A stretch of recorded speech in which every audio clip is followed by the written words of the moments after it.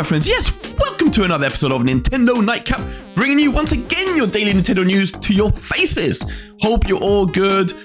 Huge day today, exciting times today because the Zelda Tears of the Kingdom previews have been released into the wild, and thus we have received loads of amazing juicy footage to feast our eyes on, which we're about to do in a second. But it's not all dandy news. No. We've been dealt a bit of a blow inadvertently through the news that Microsoft's acquisition of Activision and Blizzard has been rejected. We're going to go into that and talk about what that means for Call of Duty on Switch and future Nintendo hardware. But before we delve into all of that, let's just say welcome to you all. If you're new and you like what you see, you like the content, hit that like, hit that subscribe, share the channel to your friends and help us grow like good friends do. And then pull up that chair, as I always say, and let's sit down together and delve into the news of the day. We will start, as I said before, with this blow that Microsoft, thus also Nintendo, has been dealt, because the CMA in the UK has rejected the acquisition of Activision Blizzard by Microsoft. And for their part, well, they did release a huge 412-page booklet explaining their decision, but we're not going to read that. Ain't no one got time for that. Instead, we're going to read some of their statements, which explains why they rejected this acquisition. And so they said they rejected it on the grounds that it would alter the future of the fast-growing cloud gaming market, leading to reduced innovation and less choice for UK gamers over the years to come. And they went further. They said the cloud allows UK gamers to avoid buying expensive gaming consoles and PCs and gives them much more flexibility and choice as to how they play. Allowing Microsoft to take such a strong position in the cloud gaming market just as it begins to grow rapidly would risk undermining the innovation that is crucial to the development of these opportunities. So that was what they said, and you can imagine Microsoft were not happy. No. And in fact, their vice chair and president, Brad Smith, sent out quite a, let's say, sour grapey type of statement. This is what he had to say. We remain fully committed to this acquisition and we will appeal. They're going to appeal it, guys. The CMA's decision rejects a pragmatic path to address competition concerns and discourages technology innovation and investment in the United Kingdom. We have already signed contracts to make Activision Blizzard's popular games available on 150 million more devices, and we remain committed to reinforcing these agreements through regulatory remedies. We're especially disappointed that after lengthy deliberations, this decision appears to reflect a flawed understanding of this market and the way the relevant cloud technology actually works. Harsh words indeed by Mr. Brad Smith. God, who knows? They are, of course, going to appeal it. Will it get overturned? No idea. How does this affect Call of Duty appearing on the Switch and future Nintendo consoles? Massively. Because the 10-year deal that was signed between Microsoft and Nintendo seems to be contingent on this acquisition going through. I mean, all is not lost though, because let's say, this acquisition doesn't go through. That's not to say, I mean, we're all doubtful whether Call of Duty could even run on the Switch. But let's say, when Nintendo releases a Switch Pro or Switch 2, whatever it ends up being, the hopes we should have is that, it would be considerably more powerful than the Switch and therefore, able to play future Call of Duties on their hardware. Meaning, if Nintendo releases a, more powerful machine and it ends up being, popular in the same way as the Switch, there's more reason for Activision to release those games on Switch. So it still could happen in the future depending on the hardware and popularity of whatever Nintendo's next console is. Now then, my friends, now the exciting things begin, because yes, the official previews to Zelda Tears of the Kingdom have now been released, and thanks to the larger outlets out there who were lucky enough to spend time with the game, record the footage and release it into the wild, we now have some amazing new footage to feast our eyes on. And, we're going to look at some of that footage. We're going to look at what the awesome guys at GameXplain released earlier today. We're not going to look at the entire video. I'm going to link that in the description below, and I urge you all to go and watch it because I've seen it and it's fantastic what they show.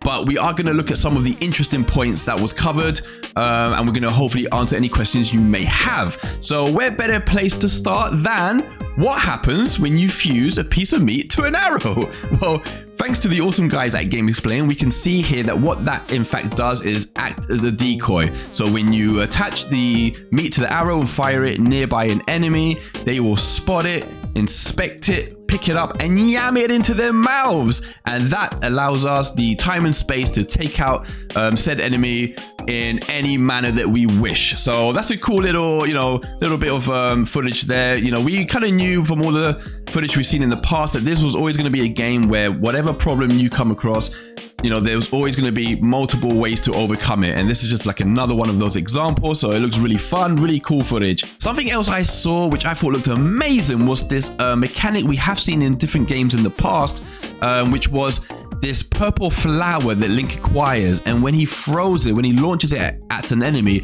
it explodes into a cloud of dust, and any enemies within this cloud of dust just go insane, start attacking each other, start ripping everything around them to shreds, just creating chaos, creating complete chaos.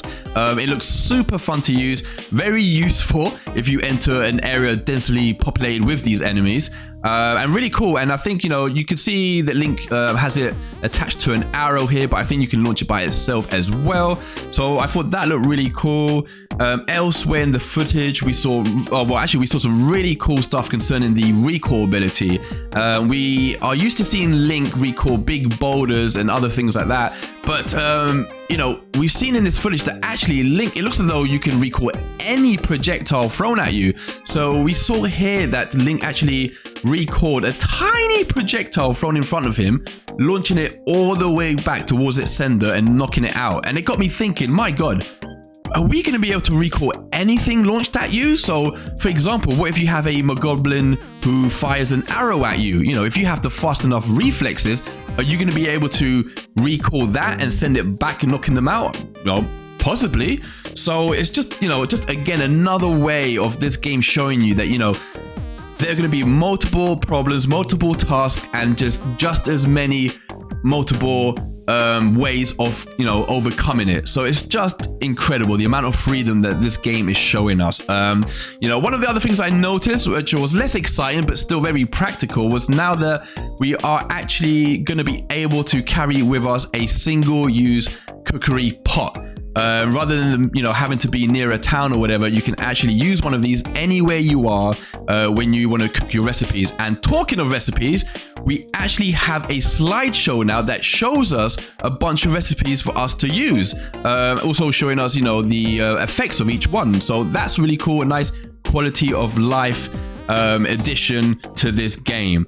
We also learned some really cool information about the Ultra Hand, namely when it comes to crafting your projects, your ground or sky vehicles or whatever it is you're going to make. And that is whether or not, because this is a game that hints at or flat out tells you that you're going to be able to create anything your imagination conjures up. So, if you make a really elaborate sky vehicle, let's say, with rockets and fans and wheels, what happens if you lose this project? What happens if it gets destroyed or you lose it? Will you have to make it from scratch? And, will you have to spend a long time making it again? And thankfully, the answer seems to be no, because even though they couldn't talk about it, it's hinted at that there will be a streamlined way to recreate your projects. So hopefully what that means is that when you make something, you'll be able to save it so that if you lose it or it gets destroyed, when you acquire the same parts again, you can make it from scratch in a much quicker fashion.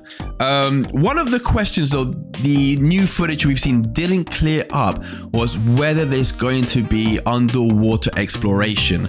and it wasn't cleared up at all because we saw some footage of Link swimming around here, and we got told that the mechanics were identical to that of Breath of the Wild. There was no option to dive at all, and so this doesn't mean that it won't come later on in the game, that maybe you don't, maybe you acquire a suit that lets you dive, or who knows, maybe the iron boots make a return. We don't know, but as of now, from the footage that they got to play in this part of the world, there was no underwater exploration. So that is a shame. I'm still hopeful it is going to be in the end game, but we're going to have to wait and see. We also learned some really cool things about the Zonai parts that we use to make the sky and land vehicles. So the things like the fans, the wheels, the rockets, we now know where to get these, because if we look on the mini-map, we can see these blue markings. And we now know these represent these blue gumball machines, which you use by inserting Zonai charges into them, and that makes the machine release the Zonai parts like the rockets and the fans that you need to construct your vehicle. So I thought that was pretty cool footage that we got shown there. But what I really wanted to know, what we all want to know, is, are there dungeons? That is the big thing. Are dungeons finally confirmed? They're not confirmed, but I think they will be in this game, because thanks to Gene Park, who got to play the game, he actually thought he might have found an entrance, and in fact he got told by a Nintendo representative not to enter. And he tweeted about this earlier, and he said, "Dungeons in Zelda, I solved a puzzle and opened the entrance to one in the sky. Nintendo said do not enter. I can see inside and it looks mysterious and unlike anything in Breath of the Wild, but the true nature of dungeons design is still unknown to us." He then also said, "To be clear, I'm not sure if the entrance I opened was to a dungeon or a shrine type location, but I did enter complicated cave networks with varying paths. There seems to be a lot more design built into the map." So I thought that was really interesting. It may well have been a dungeon that he entered, because we have seen little pointy structures in Tears of the Kingdom that do look much more like shrines and do look different to what he describes to have seen. So we're gonna have to wait, not long, only a couple of weeks till the game is out. So I'm super excited, but my friends, that is the video. I hope you enjoyed it. There was loads of awesome footage there to feast our eyes on. Don't forget, there is more of that video. I'm going to link the Game Explain video in the description below, so go make sure you check it out, because there's loads of wonderful footage to feast your eyes on there. But yes, that is another one. I will be back tomorrow, my good friends, for more Nintendo news. So if you enjoyed it, hit that like and subscribe, share it to your friends. And until then, my good friends, I will be back tomorrow. So have an awesome one. Bye!